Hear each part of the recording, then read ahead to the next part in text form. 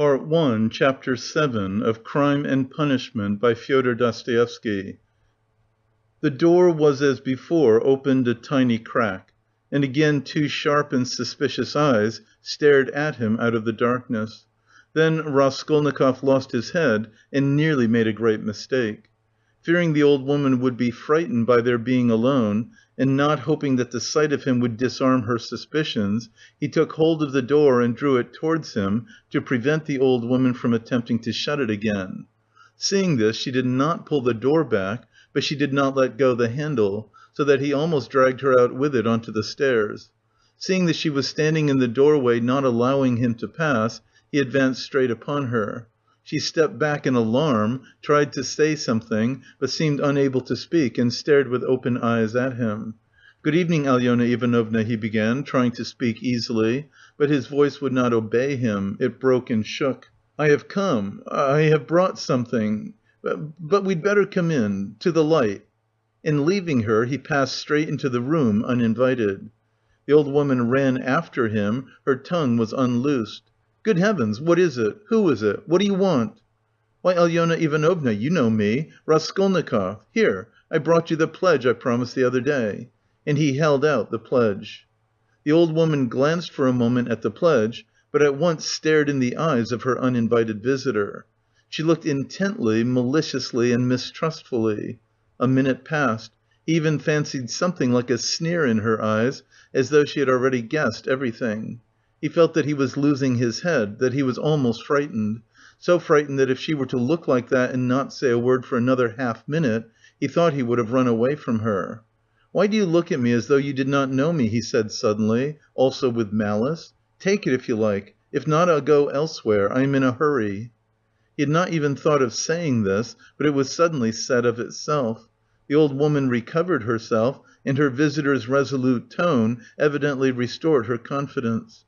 "But why, my good sir, all of a minute. What is it?" she asked, looking at the pledge. "The silver cigarette case. I spoke of it last time, you know." She held out her hand. "But how pale you are, to be sure! And your hands are trembling too. Have you been bathing, or what?" "Fever," he answered abruptly. "You can't help getting pale if you've nothing to eat," he added, with difficulty articulating the words. His strength was failing him again, but his answer sounded like the truth. The old woman took the pledge. "What is it?" she asked once more, scanning Raskolnikov intently and weighing the pledge in her hand. "A thing, cigarette case, silver. Look at it." "It does not seem somehow like silver. How he has wrapped it up!" Trying to untie the string and turning to the window, to the light (all her windows were shut in spite of the stifling heat), she left him altogether for some seconds and stood with her back to him. He unbuttoned his coat and freed the axe from the noose, but did not yet take it out altogether, simply holding it in his right hand under the coat. His hands were fearfully weak. He felt them every moment growing more numb and more wooden. He was afraid he would let the axe slip and fall. A sudden giddiness came over him. "But what has he tied it up like this for?" the old woman cried, with vexation, and moving towards him. He had not a minute more to lose. He pulled the axe quite out, swung it with both arms, scarcely conscious of himself, and almost without effort, almost mechanically, brought the blunt side down on her head. He seemed not to use his own strength in this. But as soon as he had once brought the axe down, his strength returned to him. The old woman was as always bareheaded. Her thin, light hair, streaked with grey, thickly smeared with grease, was plaited in a rat's tail and fastened by a broken horn comb, which stood out on the nape of her neck. As she was so short, the blow fell on the very top of her skull. She cried out, but very faintly, and suddenly sank all of a heap on the floor, raising her hands to her head. In one hand she still held the pledge. Then he dealt her another and another blow with the blunt side and on the same spot. The blood gushed as from an overturned glass, the body fell back. He stepped back, let it fall, and at once bent over her face. She was dead. Her eyes seemed to be starting out of their sockets, the brow and the whole face were drawn and contorted convulsively. He laid the axe on the ground near the dead body and felt at once in her pocket, trying to avoid the streaming blood, the same right-hand pocket from which she had taken the key on his last visit. He was in full possession of his faculties, free from confusion or giddiness, but his hands were still trembling. He remembered afterwards that he had been particularly collected and careful, trying all the time not to get smeared with blood. He pulled out the keys at once. They were all, as before, in one bunch on a steel ring. He ran at once into the bedroom with them. It was a very small room with a whole shrine of holy images. Against the other wall stood a big bed, very clean and covered with a silk patchwork wadded quilt. Against a third wall was a chest of drawers.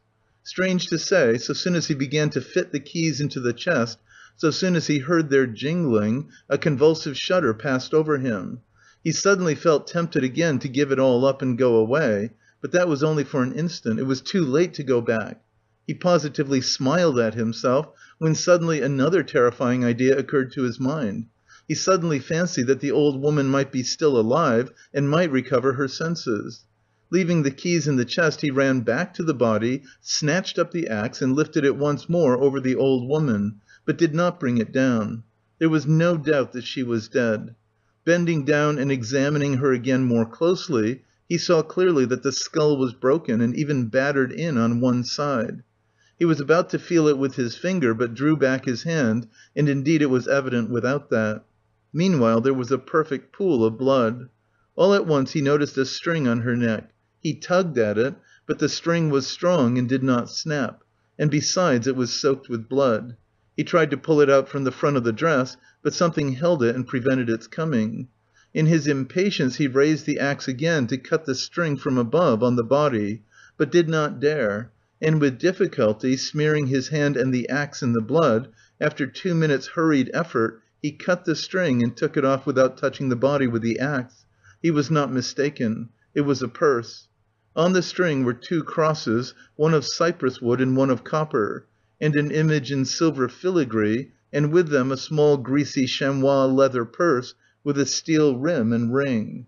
The purse was stuffed very full. Raskolnikov thrust it in his pocket without looking at it, flung the crosses on the old woman's body and rushed back into the bedroom, this time taking the axe with him. He was in terrible haste. He snatched the keys and began trying them again. But he was unsuccessful. They would not fit in the locks.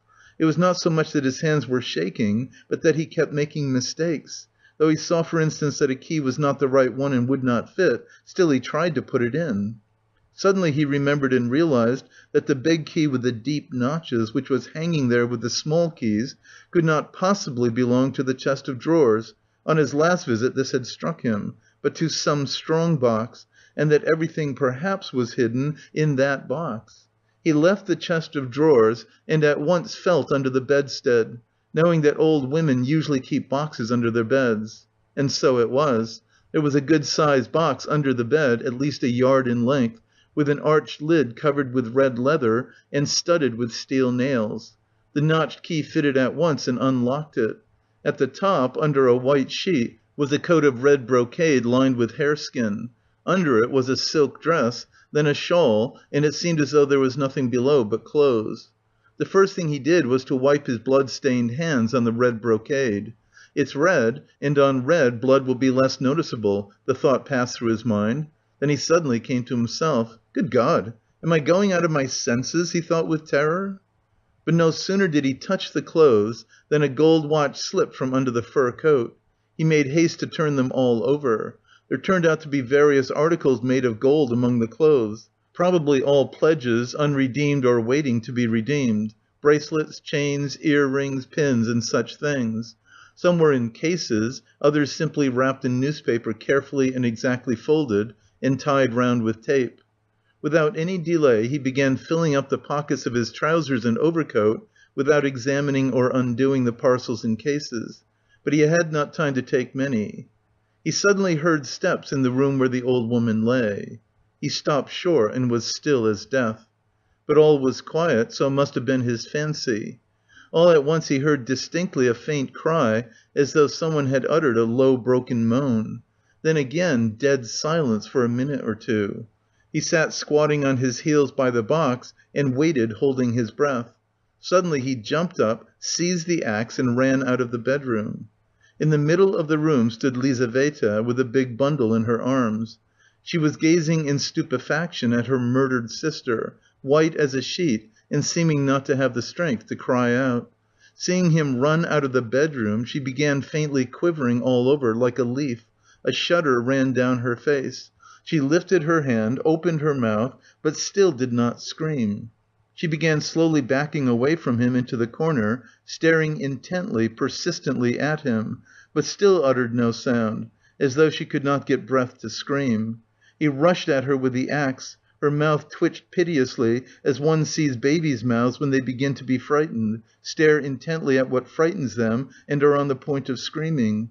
And this hapless Lizaveta was so simple and had been so thoroughly crushed and scared that she did not even raise a hand to guard her face, though that was the most necessary and natural action at the moment, for the axe was raised over her face.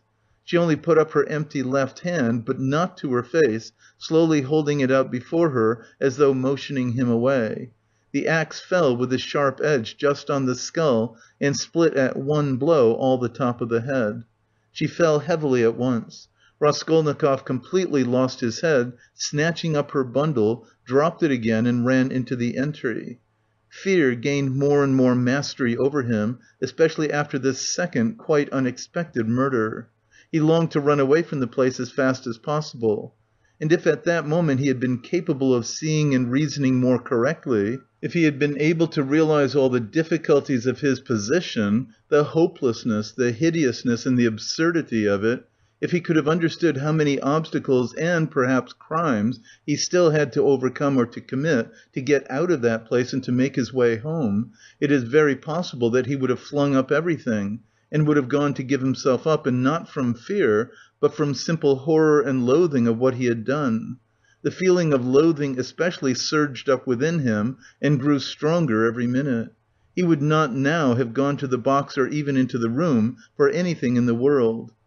But a sort of blankness, even dreaminess, had begun by degrees to take possession of him. At moments he forgot himself, or rather forgot what was of importance and caught at trifles. Glancing, however, into the kitchen and seeing a bucket half full of water on a bench, he bethought him of washing his hands and the axe. His hands were sticky with blood. He dropped the axe with the blade in the water, snatched a piece of soap that lay in a broken saucer on the window, and began washing his hands in the bucket. When they were clean, he took out the axe, washed the blade, and spent a long time, about 3 minutes, washing the wood where there were spots of blood, rubbing them with soap. Then he wiped it all with some linen that was hanging to dry on a line in the kitchen, and then he was a long while attentively examining the axe at the window. There was no trace left on it, only the wood was still damp. He carefully hung the axe in the noose under his coat. Then, as far as was possible, in the dim light in the kitchen, he looked over his overcoat, his trousers, and his boots. At the first glance there seemed to be nothing but stains on the boots. He wetted the rag and rubbed the boots. But he knew he was not looking thoroughly, that there might be something quite noticeable that he was overlooking. He stood in the middle of the room, lost in thought. Dark, agonizing ideas rose in his mind, the idea that he was mad and that at that moment he was incapable of reasoning, of protecting himself, that he ought perhaps to be doing something utterly different from what he was now doing. "Good God," he muttered, "I must fly, fly," and he rushed into the entry.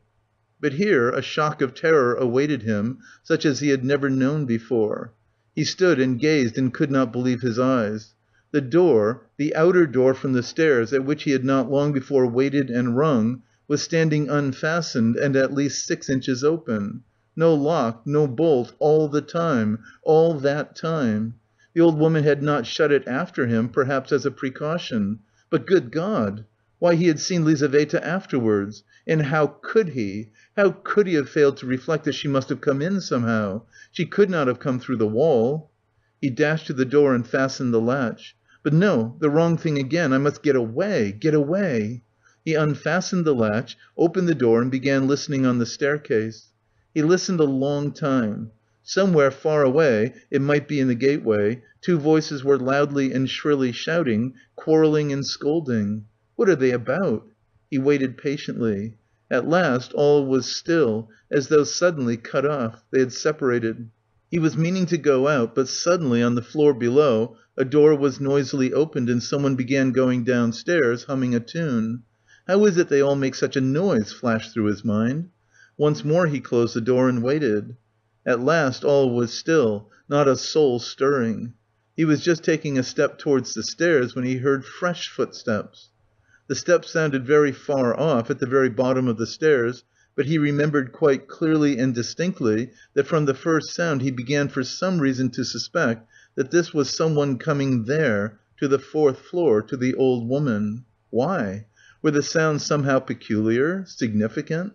The steps were heavy, even, and unhurried.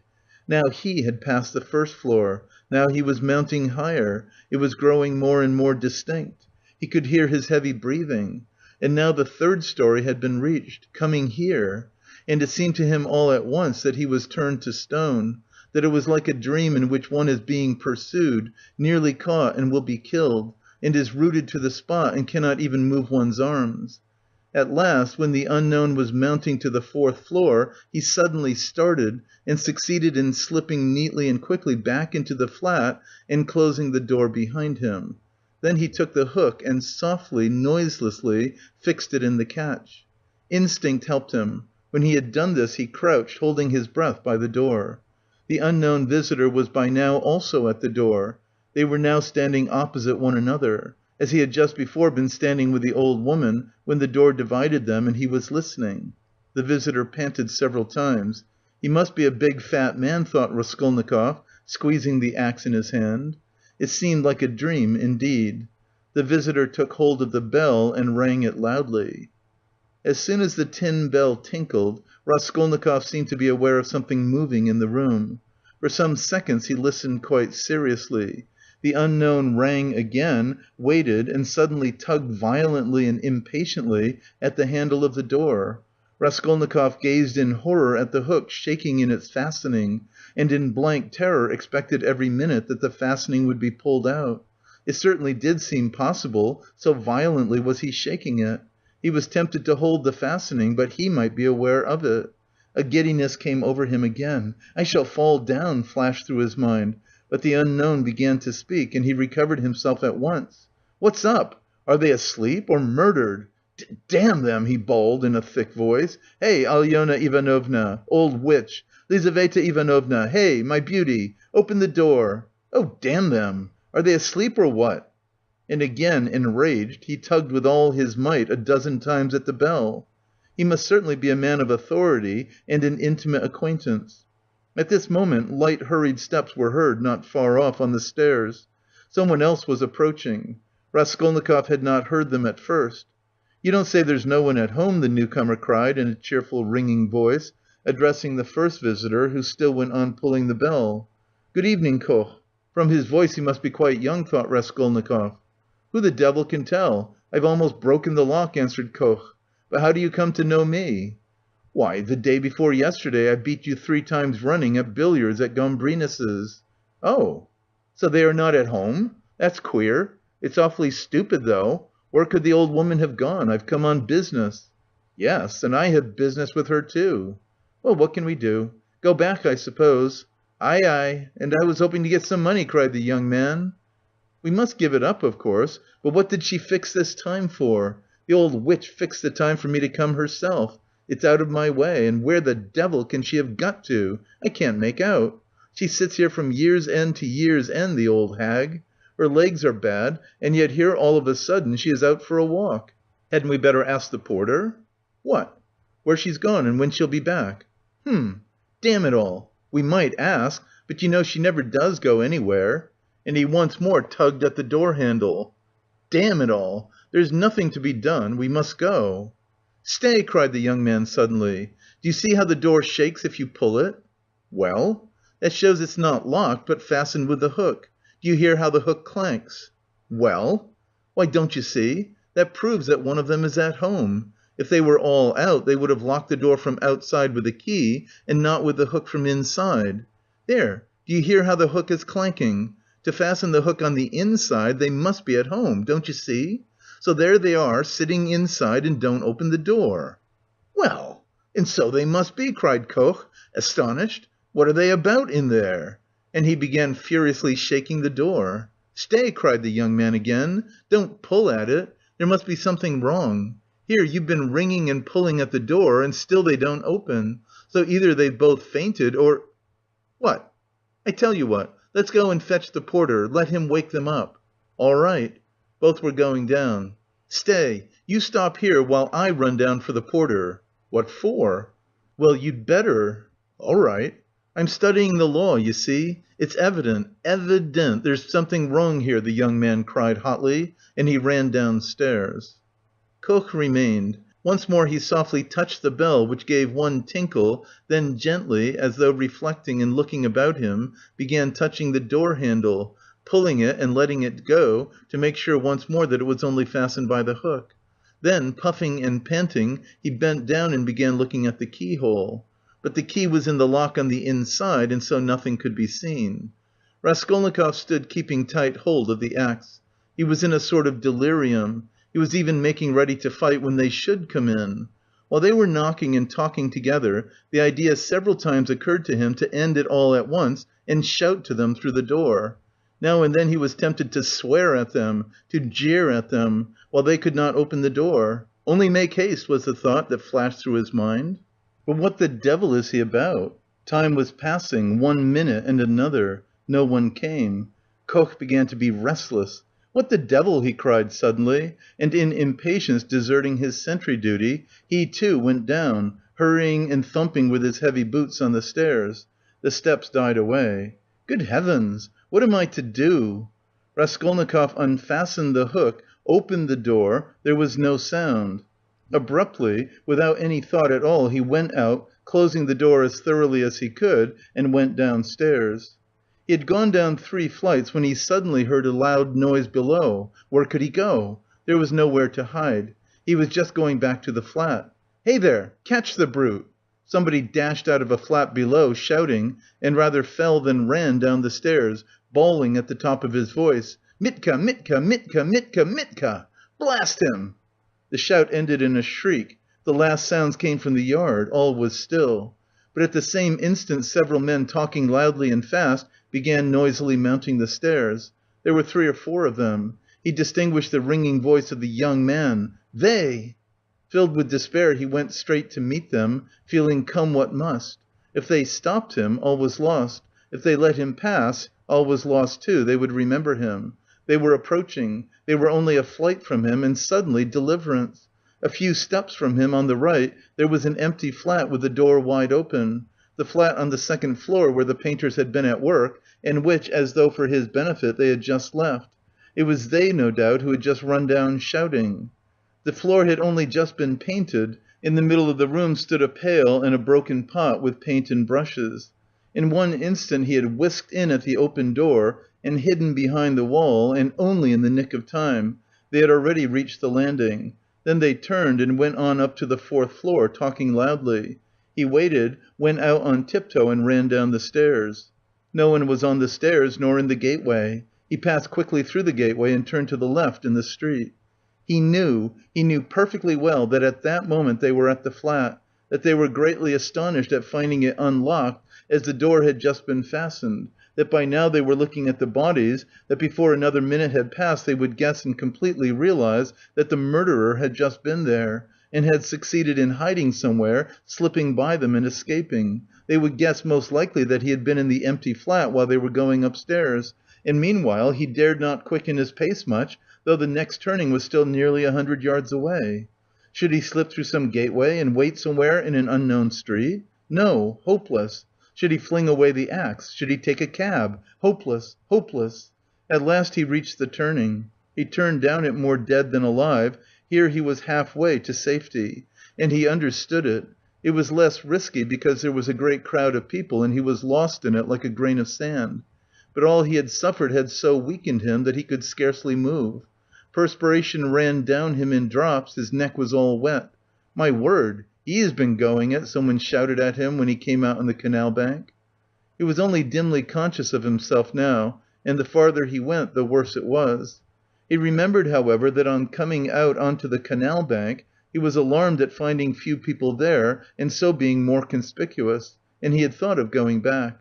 Though he was almost falling from fatigue, he went a long way round so as to get home from quite a different direction. He was not fully conscious when he passed through the gateway of his house. He was already on the staircase before he recollected the axe, and yet he had a very grave problem before him, to put it back and to escape observation as far as possible in doing so. He was of course incapable of reflecting that it might perhaps be far better not to restore the axe at all, but to drop it later on in somebody's yard. But it all happened fortunately. The door of the porter's room was closed but not locked, so that it seemed most likely that the porter was at home. But he had so completely lost all power of reflection that he walked straight to the door and opened it. If the porter had asked him, "What do you want?" he would perhaps have simply handed him the axe. But again the porter was not at home, and he succeeded in putting the axe back under the bench and even covering it with a chunk of wood as before. He met no one, not a soul, afterwards on his way to his room. The landlady's door was shut. When he was in his room he flung himself on the sofa just as he was. He did not sleep, but sank into blank forgetfulness. If anyone had come into his room then, he would have jumped up at once and screamed.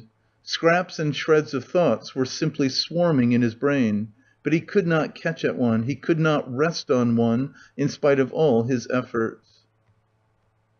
End of part one.